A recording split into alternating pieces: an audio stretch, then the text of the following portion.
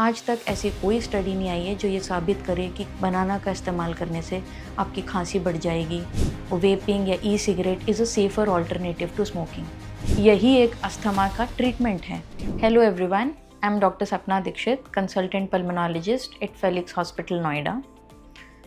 आज हम 5 ऐसे मिथ्स की बात करेंगे जो आपकी लंग हेल्थ से रिलेटेड है, that you should stop believing. पहला और सबसे ज़रूरी, इन्हेलर का इस्तेमाल एडिक्टिव होता है। मैंने बहुत लोगों को ये बोलते हुए सुना है कि इन्हेलर मत इस्तेमाल करो, इससे एडिक्शन हो जाएगी, इसकी आदत लग जाएगी। इनफैक्ट कई पेशेंट जो मेरे पास आते हैं वो इन्हेलर का इस्तेमाल करने से डरते हैं क्योंकि उन्हें ऐसा लगता है कि इसकी मुझे आदत हो जाएगी। ऐसा बिल्कुल नहीं है। देखिए, अस्थमा जो एक ऐसी बीमारी है जिसमें आपकी सांस की नलियाँ समय के साथ सिकुड़ने लगती हैं, इनमें सूजन आ जाती है और इसके लिए हमारे पास एक डिवाइस है जिसे इन्हेलर के नाम से जाना जाता है।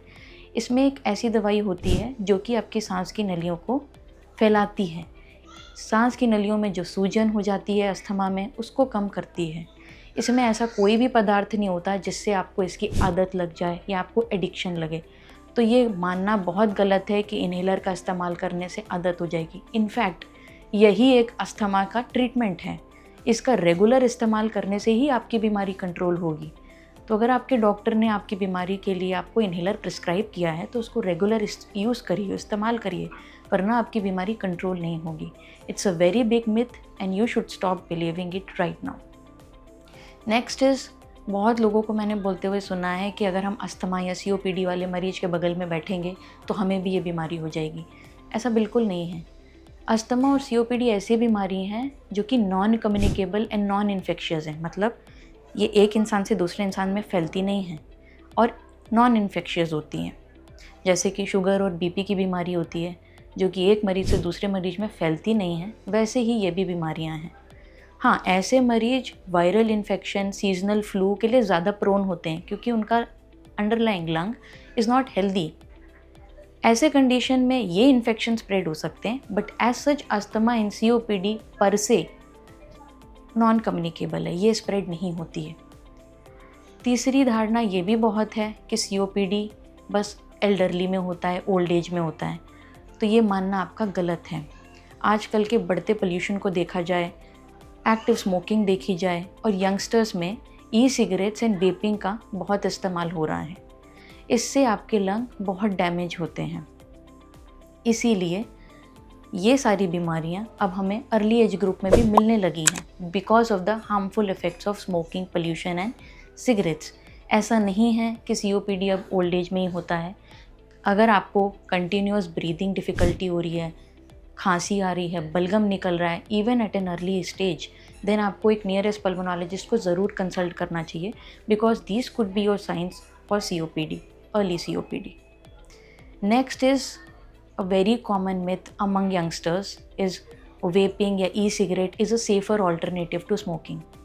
देखिए, e-cigarettes में भी ऐसे कंपोनेंट्स होते हैं, ऐसे केमिकल्स होते हैं, निकोटिन होते हैं जो कि यूज़ के साथ आपके लंग को डैमेज करेंगे, आपकी सांस की नलियों को नैरो करेंगे, पतला कर देंगे। उसके कारण आपके लंग अनहेल्दी होने लगते हैं। तो ये एक सेफ ऑल्टरनेटिव बिल्कुल नहीं है। जैसे एक्टिव स्मोकिंग, सिगरेट स्मोकिंग, बीड़ी स्मोकिंग आपके लंग्स को डैमेज करती है, वैसे ही वेपिंग एंड ई सिगरेट्स आपके लंग को डैमेज करती है।